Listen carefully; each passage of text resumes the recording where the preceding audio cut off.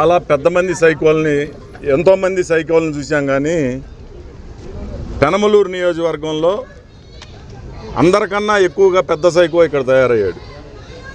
మొదటి నుంచి కూడా రెచ్చగొట్టడం, ఒక శాసనసభ్యుడని కూడా లేకుండా అగౌరవంగా మా మీద దూషించటం, ఉన్నవి లేనివి మాట్లాడి మీడియాలో అతను ఏదో పెద్ద కొండంతో వెలిగిపెట్టినట్టుగా మా మీద బురద జల్లేందుకు ప్రయత్నం చేస్తూ ఉన్నాడు. ఓపిక పట్టాం. కానూరు అభివృద్ధి చేస్తే దాన్ని అడ్డుకోవడానికి పిటిషన్లు పెట్టాడు. ఒక రోడ్డు వేసేటప్పుడు డ్రైన్ కంప్లీట్ అయినాక రోడ్డు వేస్తే రోడ్డుకి లైఫ్ ఉంటుంది అని చెప్పి కొద్దిగా డ్రైనేజ్ అవసరం ఉండి ముందస్తుగా పనిచేస్తే ఇదిగో పనిచేసిన దానికి టెండర్ పిలిచారని చెప్పేసి అసత్య ప్రచారం. ఈరోజు ఉదయం ఇక్కడ ఎప్పటి నుంచో 82 నుంచి తెలుగుదేశం పార్టీ స్తూపం ఇక్కడ ఉంది.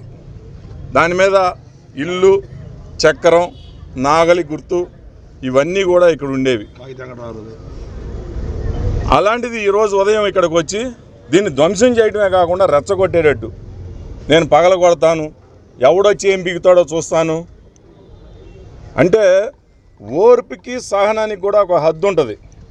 ఇప్పుడు మా కార్యకర్తల్ని నేను వెళ్ళి అంతు చూడనంటే రోడ్డు మీద గిడిచి కొడతారు, కానీ నేను ఎక్కడా కూడా ఓర్పుతో సహనంతో మనం బ్యాడ్ అవ్వకూడదు. అతను చేసిన తప్పు మీడియా ద్వారా ప్రపంచానికి తెలియచేయాలనే ఉద్దేశంతో ఇక్కడికి వచ్చి తొలగించిన చోటే ఇప్పుడు స్తూపం నిర్మాణం చేస్తున్నాం. భవిష్యత్తులో కూడా నేను హెచ్చరిస్తా ఉన్నా, ఇలాంటి చర్యలు కనుక మళ్ళీ చేస్తే చాలా సివియర్గా,